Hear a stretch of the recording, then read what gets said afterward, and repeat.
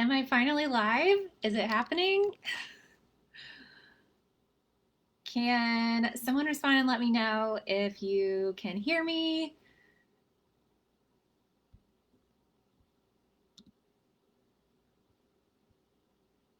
Okay, cool. Raise your hand virtually if you've had any technology issues at all during this quarantine, because I have. Like 5 minutes ago, actually. Okay, so, all right, good. I'm glad you can hear me. Hi. Okay, cool. So, my name is Holly, and I am so excited to do this webinar. I've never done anything like this before, so please bear with me. I am just really passionate about exercise, and especially exercise with an autoimmune disease. It's something I am very passionate about, and so I'm really excited to share with you what I have to say today. So, that being said, the webinar that I'm running is going to be formatted. I can't talk today. Please bear with me. Also, I'm a little awkward. So, yay. So I'm going to share a little bit about my story and why it is I'm so passionate about exercise. And then I'm going to dive right into exercising in different stages of an autoimmune disease, because saying just exercise with an autoimmune disease doesn't mean a lot, because we experience flare ups, we experience recovering from flare ups, and then there are times where we feel really great. And so we need different exercises that work for us as an individual, but also how we're feeling that day and the symptoms that we're feeling. So I'm just going to go ahead and dive right in. So, a little bit about me. I currently live in Los Angeles, but I'm originally from South Carolina. So, if you hear a little bit of a southern drawl, that's why this LA resident is saying y'all in the middle of my webinar. I was diagnosed with ulcerative colitis in 2008. I was 19 years old, summer after my freshman year. I've always been very active. Before I was diagnosed, I always think of it as very different, before diagnosis and after diagnosis, because before diagnosis, I was super active. I had tons of energy. I would go for a 9 mile hike on Saturday and then turn around and go to somebody's party and then a party after that and go swimming after that. And I didn't stop. I had so much energy, and I would just like to take a little bit of that 18-year-old's energy and use it now in this 31-year-old's body. um, and so then after I was diagnosed, I continued to be active.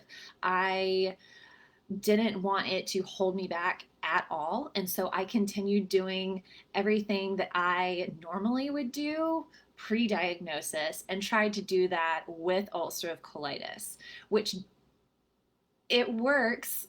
It worked until it doesn't. And so part of why I'm so passionate about exercise is, one, I've always been active. I've always been a runner of some sort. I've always enjoyed hiking and biking and lifting weights.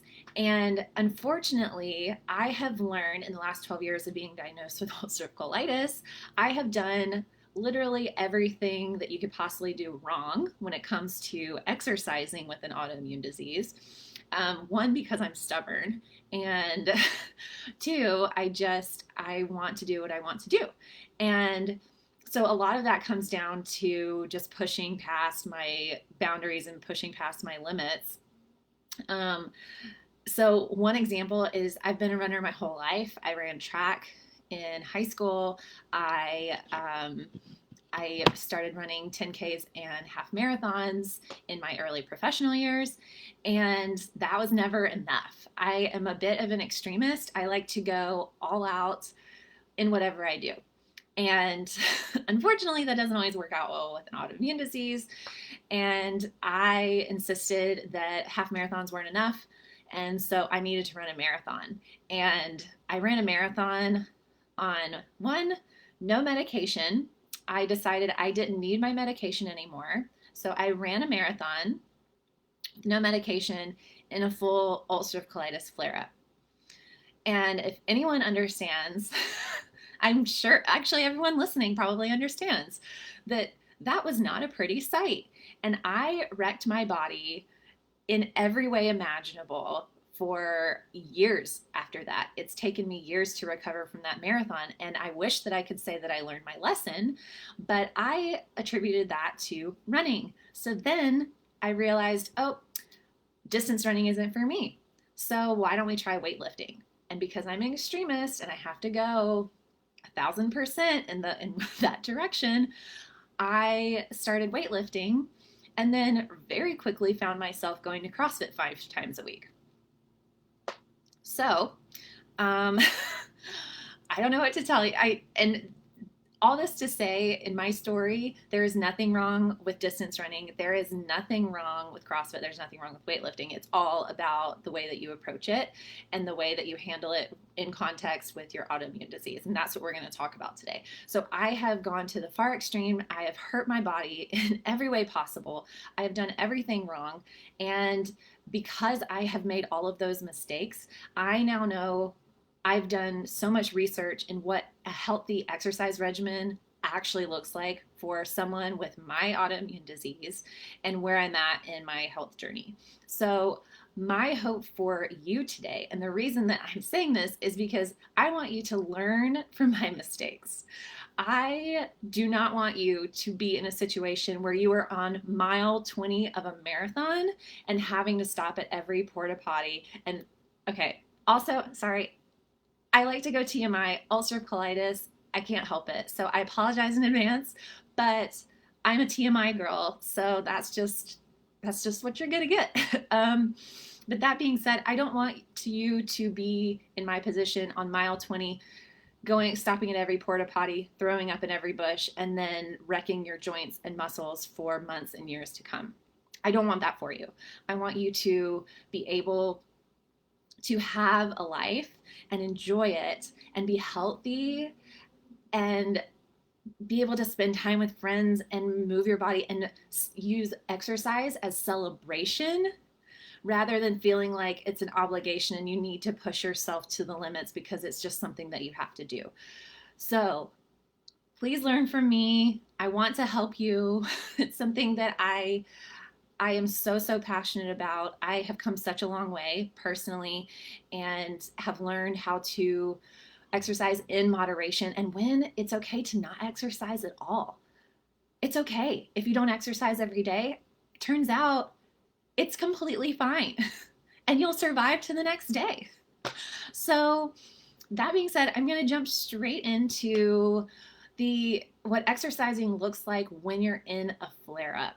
So I say flare up. When I say that, I mean you are experiencing symptoms that are attributed to your autoimmune disease. And there are hundreds of autoimmune diseases. Each disease affects a different part of the body, different joint, different muscle, different organ group. So for this, it's just meaning that you are experiencing the symptoms attributed to your autoimmune disease. For me, that is pain, discomfort. I won't go deeper into those symptoms, but if you have ulcerative colitis, you know the symptoms. They're not great. They're not fun. So when you're exercising in a flare-up, your body is working overtime already. It is fighting inflammation. Your immune system is fighting itself.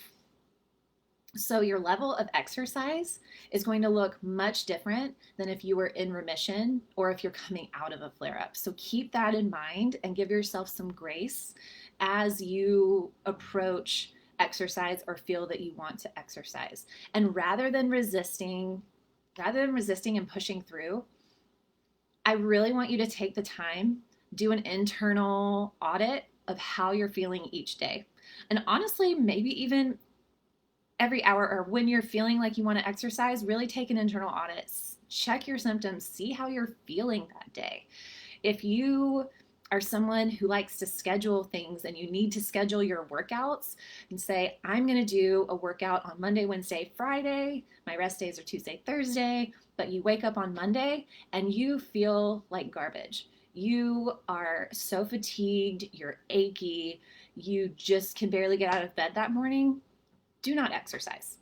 Do not feel like you are obligated because it's written on your calendar to exercise. I give you permission to switch it up, move it to Tuesday, see how Tuesday feels. It doesn't mean it's off the table, it just means maybe not today. And that's okay. Give yourself that permission and that freedom to switch up that schedule. So, a few exercises when you are in a flare up. I recommend low impact cardio exercises. And what I mean when I say low impact cardio exercises are yoga. When I say yoga, I mean gentle yoga, not this power yoga that makes you sweat until you can't see. I mean very gentle, slow yoga. And not to harp on yoga too much, but if you're feeling run down or you're having a good day, but good day out of but you're still in a flare up and you're still fighting inflammation, and you don't feel comfortable going to a yoga studio, or you don't feel like you can go through a 60-minute yoga flow in a group class, then I recommend just doing your yoga at home. There are so many amazing YouTube yoga videos. I personally love, what is her name? I love Yoga with Adriene. One, her dog Benji is next to her the whole time, and it's the cutest thing ever. And two, she has a huge library of YouTube yoga videos that range. They have different time, like different lengths and different levels of yoga. They start from beginner to advanced, and they also have them based on how you're feeling that day, or if you want to have more energy, or if you want to have some hip openers or work on your tightness. She has videos for everything. So this is not an ad for Yoga with Adriene. That's just who I personally use. But overall, finding a good yoga video on YouTube is great because you're in the comfort of your own home. If you need to stop and take a break or just be done for the day, then you don't feel obligated to have to get up and leave a class in the middle, especially after you've already paid for it. Other exercises I recommend are walking around the block. Walking is really great. It's great to get vitamin D, get some fresh air. I know especially during quarantine that really I'm living for my daily walks. In a quarantine with a flare-up, walking has been my saving grace during the quarantine. So I recommend walking and walking with a friend or calling your mom, finding enjoyment, finding a good podcast. And if you can only walk down to the stop sign and back, that's okay too. You don't have to go for a mile. You don't have to get your 10,000 steps in a day. Just getting outside and getting a little bit of movement will go a long way for you. And then other exercises in a flare-up that I recommend are biking, and I don't mean cycling. Cycling is very intensive, can be very stressful. When I say biking, I mean upright on a bicycle, going through your neighborhood, down the street, down the boardwalk, at the beach. Very low impact, very low intensity. And during all of these exercises, you should be able to hold a conversation the whole time. This is not meant to get your heart rate up. This is just meant to move your body, loosen up your muscles, and get outside. And then two more exercises that would be great is swimming, because it's really easy on the joints. This is probably the easiest of all the exercises on the joints. So if you have access to a pool, then I highly, highly recommend swimming. It's so good for you, and it's really great on your joints, like I said. And then stretching. Stretching totally counts.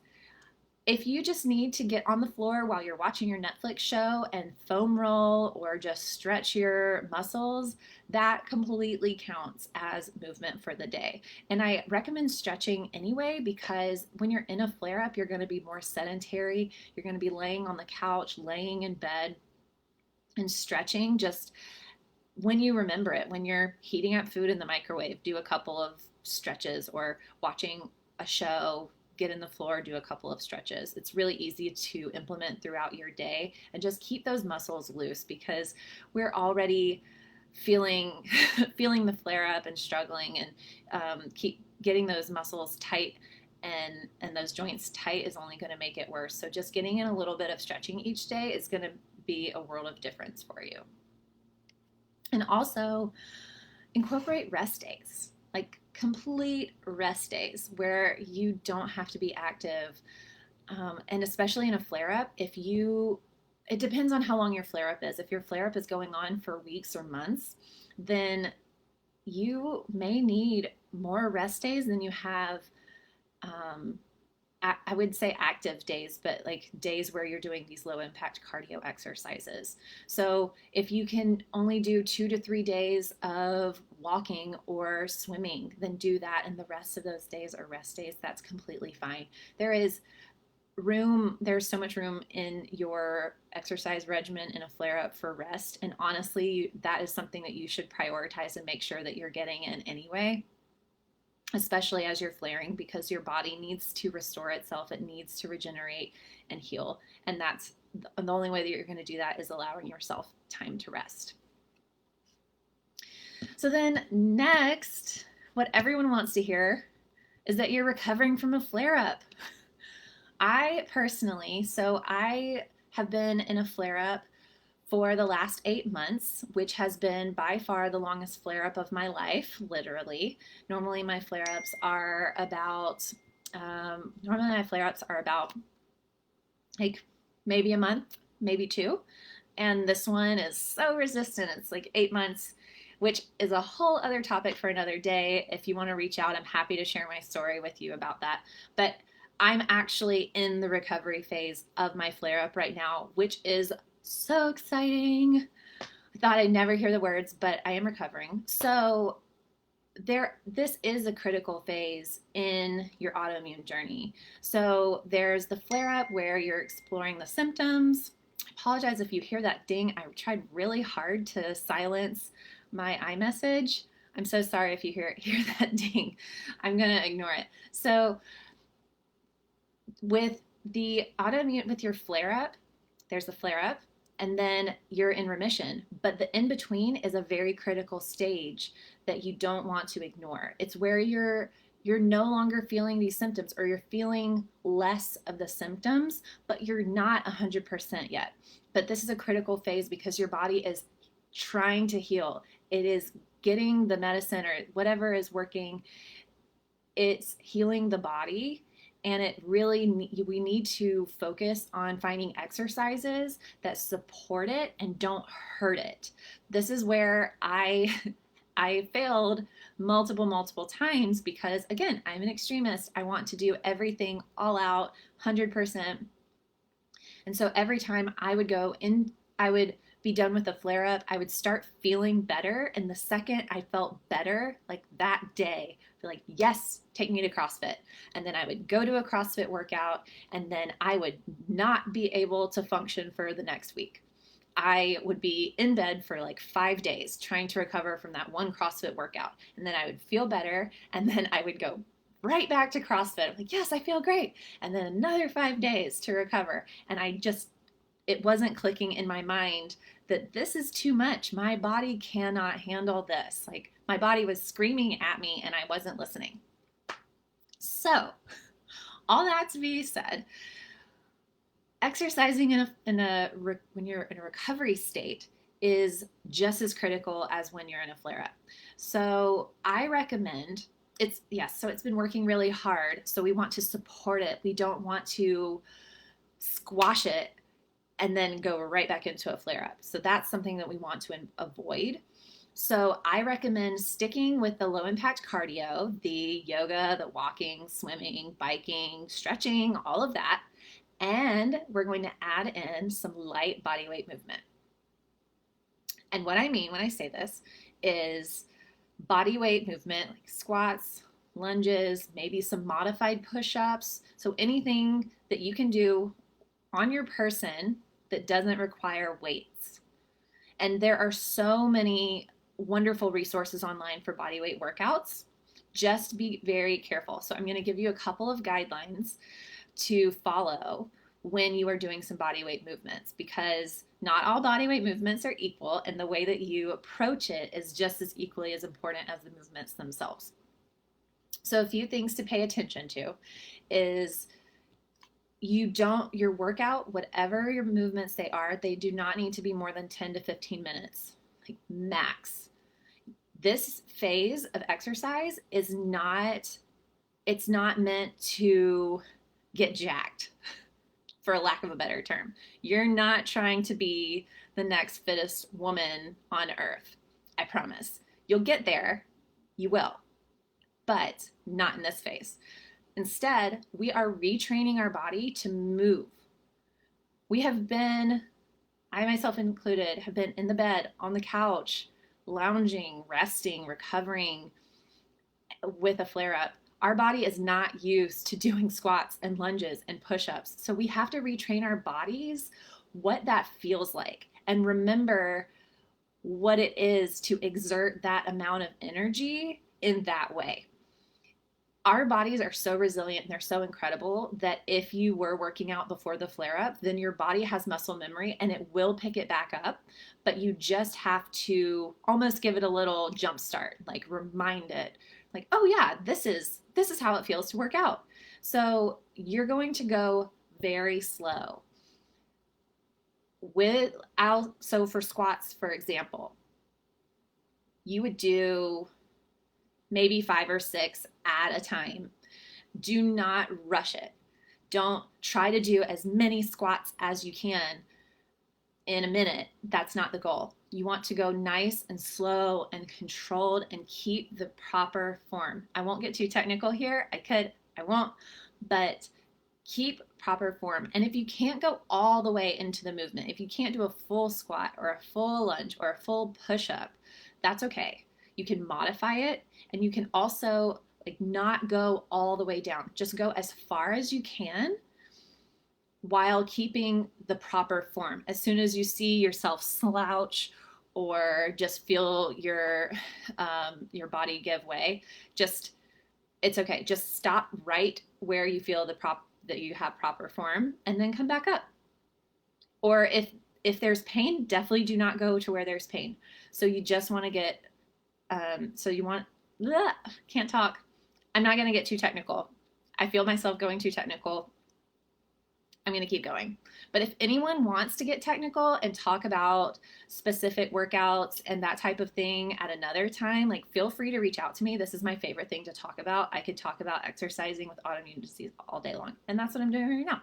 Okay, so not getting technical, but do modify. Go slow and modify when needed. So push-ups, you do not need to do a real push-up. You are not trying to impress anyone. I promise. You'll get to the full push-up. I promise. But for a push-up, for example, you would want to start on your knees. Or if on your knees does not feel doable, start on the wall.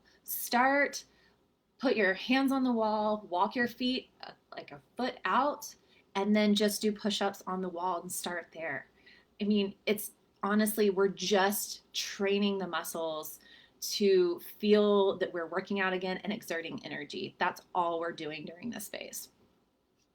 And one other tip for recovery phase is to avoid jumping movements. I know a lot of autoimmune diseases affect joints.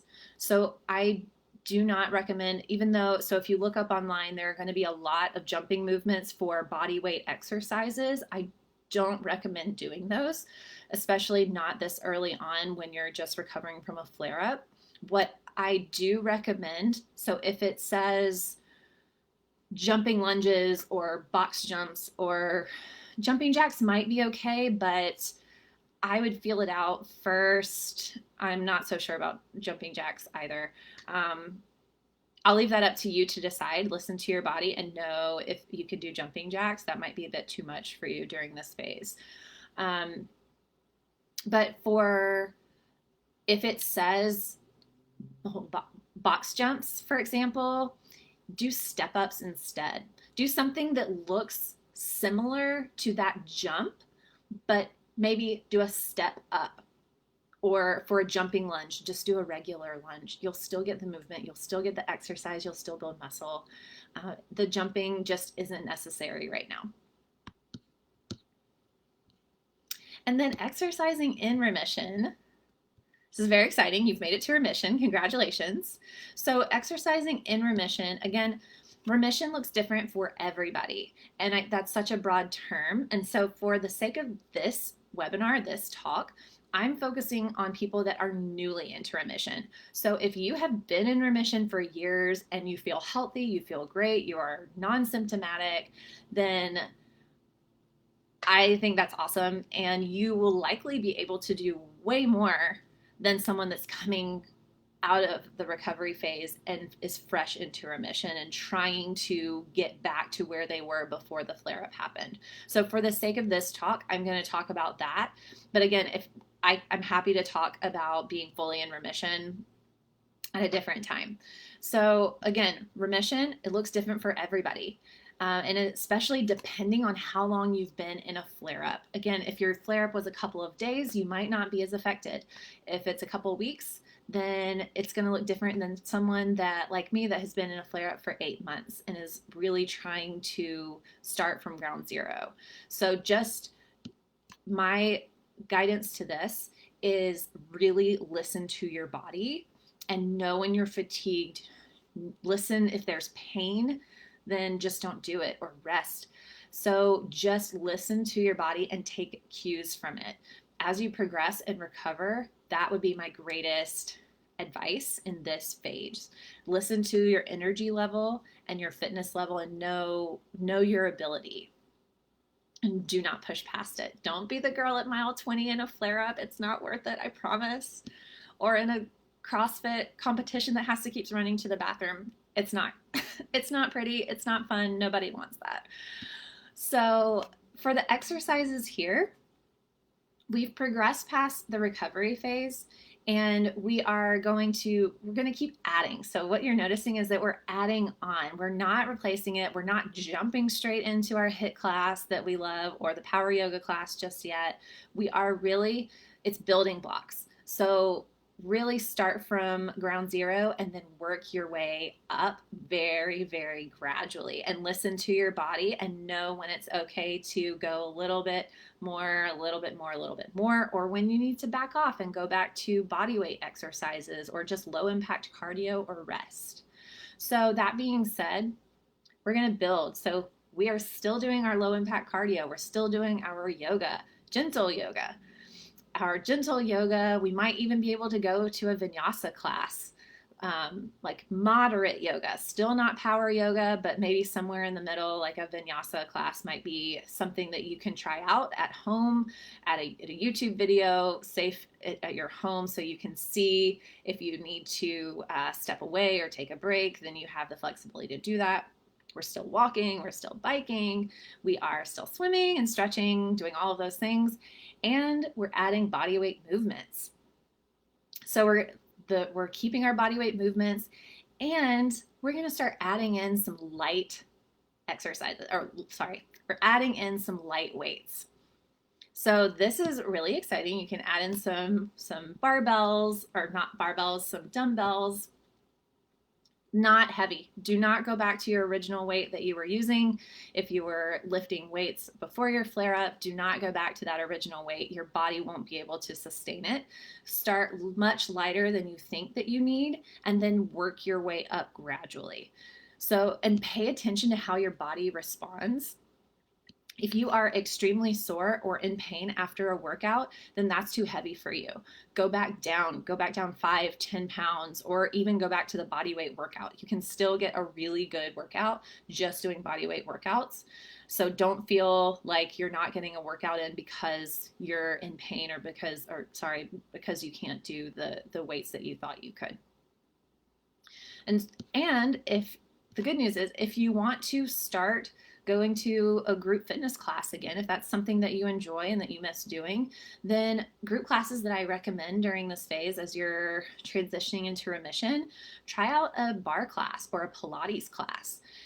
Those are fairly low impact, and the bar class, so the Pilates is pretty low impact, and bar is also like fairly low intensity, but it targets the muscles really well. Um, yeah, and so one thing to note, everyone is different. There is always going to be that exception where you have a flare up and then you go back to running and you're fine. There are definitely going to be those people with autoimmune diseases who can run marathons, who can do CrossFit, who can do these HIIT classes without any adverse effects, and I give them so many kudos. There are always going to be those people. Honestly, I didn't feel symptoms until about mile 16, or maybe it was 18 of my marathon training. I felt very healthy. It wasn't until I pushed to mile 26 that I started feeling, sorry, I felt it at mile 18, but up until that point, I was running very long distances without any symptoms. So it's very possible to have an autoimmune disease and do your favorite workouts. You can be a runner, you can be a weightlifter. I know lots of people that are, but as you are recovering from a flare up, you're going through recovery, you're getting back into your normal life, don't push it. Do not feel the need to jump right back into it. I fully believe that you can do all of the workouts that you love, but it's so important. It is so, so important to listen to your body first and foremost, and to when you listen to it, actually listen to it, actually follow through and rest when you need to rest, and stick to the lighter impact cardio when you really need to. So, okay, we're going to do a recap. So when we're in a flare up, we're just doing low impact cardio: yoga, walking, biking, swimming, stretching. When you're in recovery, low impact cardio that I just mentioned, plus adding a few bodyweight movements, but modify when you need to. Go slow and controlled. Do not speed it up. Do not try to go fast. Slow and controlled. And then when you're in remission, low impact cardio, plus the bodyweight movements, plus light weights to work your way up. And then again, listen to your body. I cannot emphasize this enough. Really listen to your body. And then if you can't do those light weights, then go back down to the body weights, and you'll work your way up eventually to getting those light and moderate weights. And then for group classes in remission, try Pilates and bar. So, and with that, that's my webinar, you guys. I'm so glad that you joined me. I could talk about exercise honestly forever. It's something that I love so dearly, and it's something that I'm constantly working on and trying to make more sustainable for myself and for others. So I love talking about it any chance that I get. So if you have any questions at all, please feel free to leave them in the comments, and I will answer them as quickly as I can. So thank you so much for your time. I really appreciate it, and have a wonderful and healthy evening. Thanks, guys.